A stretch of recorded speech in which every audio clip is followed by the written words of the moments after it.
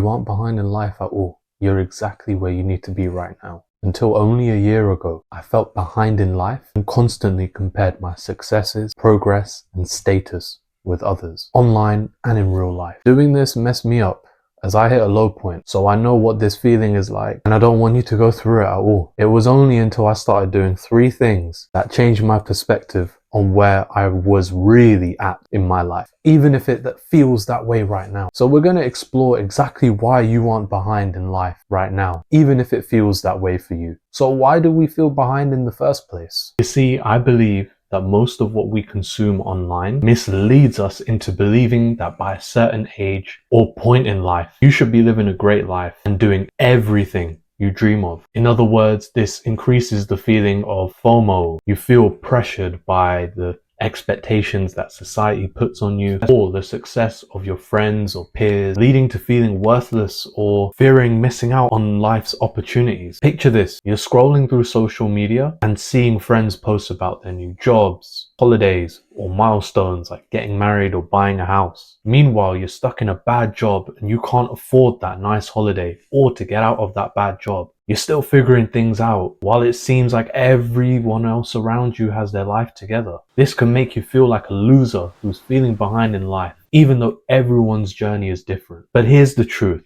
there's no ideal schedule that you must follow. It's all made up. But there's also a bit of a darker twist that makes this feeling even worse. You see it happening around you. Everywhere you look, there are stories of instant success and flashy lifestyles. What's been catching me off guard recently is seemingly normal people going viral on TikTok and becoming rich overnight. But the truth is that controversy and glamour sells. But what you don't see behind the overnight successes, the late night, hard work, self-doubt, the discipline, which is the boring stuff, right? It's slower progress that's never talked about because it doesn't fit the flashy image that we're projected to try and fit into. Social media only shows the best moment in people's lives. It creates an illusion of a perfect life.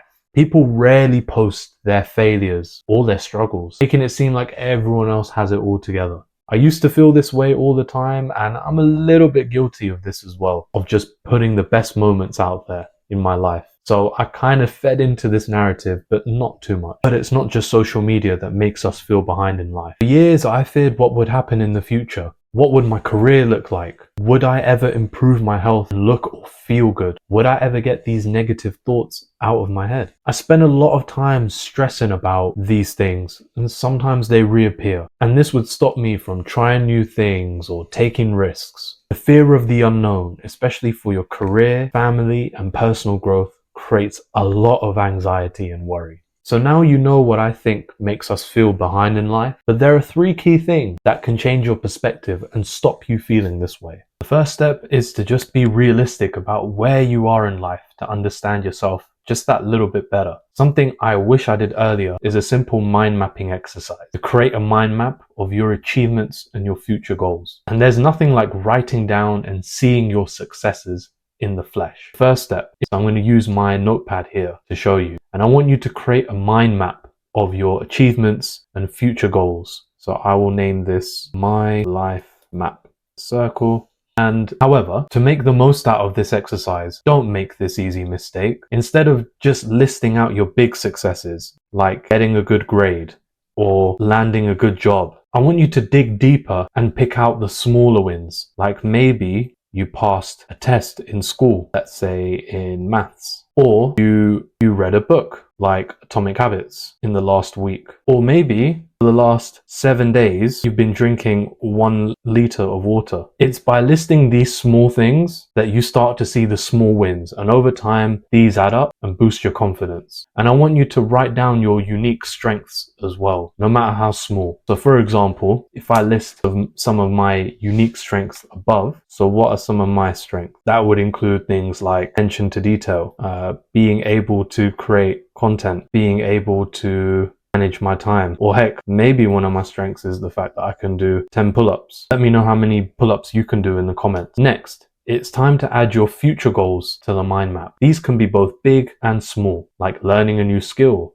improving your fitness, or even just maintaining a daily routine. So again, I will list out some future goals, and they don't have to be in the next 5, 10, 15 years. They could be goals that you want to achieve in as soon as a month. So for example, I need to improve my sleep routine, and you don't have to define them just yet in exact detail, but these are just things that you want to start working towards. So I want to be able to do 1 muscle up, for example, or even to deadlift 100 kg or 6 reps. Seeing your goals alongside your achievements help you visualize the path forward and stay motivated.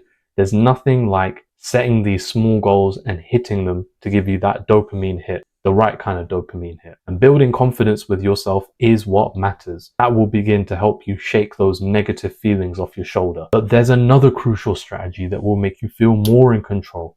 Manage your stress and focus on what truly matters. When I started listening to the High Performance podcast back in 2021, I kept hearing athletes and successful businessmen talk about controlling the controllables. It sounded way too simple for me, but at the time, I was just stressing about everything that I possibly could that wasn't in my control. The news, the economy, and what others thought about me. But feeling this way just created more stress and negative cycles. So to feel more in control of your progress, achievement, I recommend the control circle strategy. This involves identifying and writing down what is in your control or what you can influence and what is simply out of your control. Let me show you how to do that. Okay, so to show you an example, I'm going to write it next to my life map, and I'm going to give it a simple title, control circle, big circle around that. Now on the left, I'm going to write down what is in my control. All right, everything on the left, and then everything on the right, I'll just divide it by a line. Everything on the right is not in my control. I cannot influence this. So let's start with what I can influence. What can I influence?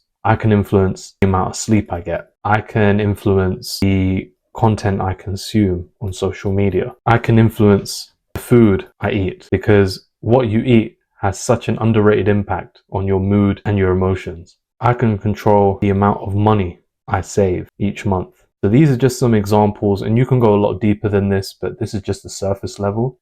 But then look at what you cannot control. You cannot control the news, but you can, if you want to go a step further, control, by bringing it on this side, the reaction to the news. You can control your reaction to the news, even if you can't control the news itself. You cannot control the economy. You cannot control politics. You can't even control what happens to you, really. So just by doing this, the next step that I want you to take with this control circle is to focus your energy on the actions and decisions within your control. So whatever is on the left-hand side of this mind map. And I want you to go a step further and cross out everything that you cannot control, putting a line through it, simply giving yourself that mental break, that mental split. And this shift just helps you to reduce stress by keeping your focus on what you can control. So all the stuff on the left here, for example. And this begins to help you let go of what is not in your reach. For example, knowing that I can't control the news that I get fed from the media, I made a drastic decision to stop following politics completely. And it has really improved my mental health. But you don't need to take such a drastic move to start feeling the benefits of letting go of what isn't in your control to begin with. You can make a simpler step by maybe only allowing yourself to read 1 or 2 news articles per day. This helps you stay on track with your goals and recognize your achievements more clearly. But the third and final strategy helps you keep this momentum going each day. It wasn't until I started to keep a journal and writing every day that I really began to feel better about where I was. I used a particular style of journaling, gratitude journaling, a powerful but simple practice that involves writing down 3 things that you're grateful for each day. Again, it sounds too simple to work, but when you shift your focus onto the things that are present in your life, even the small things, what's already there, you appreciate the smaller things a lot more and tune yourself to start finding those small blessings that you have in your life around you. How do you start a gratitude journal? Let me show you. So step 1 is to choose your journal. Now you don't need to think hard about this. You just select a notebook or a digital app that you'll use exclusively for journaling. Consistency is key. So pick something that you enjoy using. And I want you to set a routine as well. Dedicate a specific time each day for your journaling. Many people, like myself, actually prefer to do it in the morning to set a positive tone for the day, or in the evening to reflect on what's happened in the day. And I want you to be specific about what you're grateful for. Now, for this example, it's the afternoon, so I'm going to write the date, excuse my writing, and I'm also going to write the time. Now here, you literally just write, I am grateful for. Now, a big mistake that people make when they're writing out what they're grateful for is not being specific enough. So for example, instead of writing, I am grateful for my family, you could instead write, I am grateful for the heartfelt convo with my sibling, for example. So being as specific as possible will just help you relive those positive moments and feel their impact more deeply. And I want you to take a moment to reflect on each entry. Now, you can go ahead and write down your thoughts for the day and just carry on as normal, but just by starting your journal with what you're grateful for, it just forces you to think more positively about what you have in your life, and it can actually make you feel more positive after. That's definitely what I felt in my experience. And how do these things that you're grateful for make you feel? Why are you grateful for it? And just reflecting on these things deepens your appreciation for the small moments in life and reinforces that positivity that can help you stop feeling behind in life. And again, consistency is the key. You don't have to do it every day if you don't feel you can. Maybe you do it once a week or twice a week, but consistency is key. Even on tough days, finding something small to be grateful for can make a massive difference. And if you want to see me write a journal in a bit more detail, check out the video above. Doing this at the start of my self-improvement journey back in 2022 gave me a massive mental health boost, and I'm sure you'll feel the benefits of journaling as well. Feeling left behind is something that we all experience, but with the right approach, you can turn that around into motivation and progress. And to learn more about how to start making real progress in your life, make sure you subscribe to the channel down below. But the question is,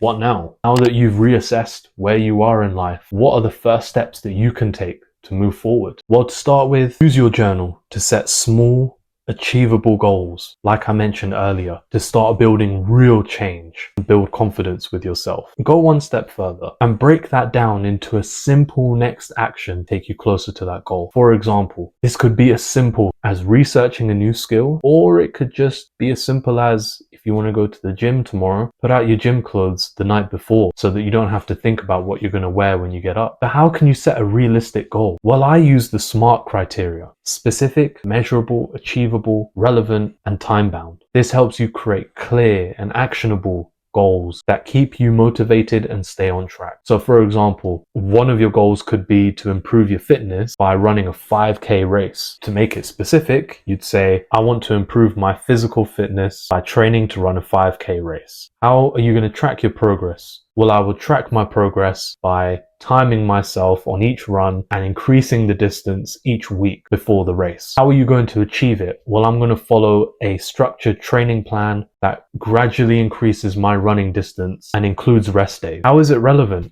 Well, improving my fitness will help me feel healthier and more energetic. Okay, and what's the time that you're going to set on yourself? I will complete my training and run the 5K race within the next 3 months. But setting goals is just the beginning. Adopt daily habits that support your progress, like dedicating a set time each day to work on your goals. Practicing mindfulness can also help you stay focused and in the present moment, and regularly review your progress as well, so that you don't get lost or feel like nothing is actually moving forward. How do you maintain this momentum over the long term? To stay motivated and avoid feeling left behind, celebrate your small wins, seek support from those around you, and remind yourself of the long-term vision which you set out in that goal. Keeping a positive mindset and staying connected to your why can help you push through those hard times that you are going to face. And also, you want to think about acquiring the right skills for your goals. This might include taking online courses, attending workshops, or reading relevant books. So now you know why we feel behind in life, how to put things into perspective, and how to start taking action from today to stop feeling behind. But to take this even further, you need to start building a fearless mindset in order to help you push through those challenges and block out the noise, and to get closer to the person you want to become. And to do that, you need to check out this video right here. And remember, every step, no matter how big or small, is progress.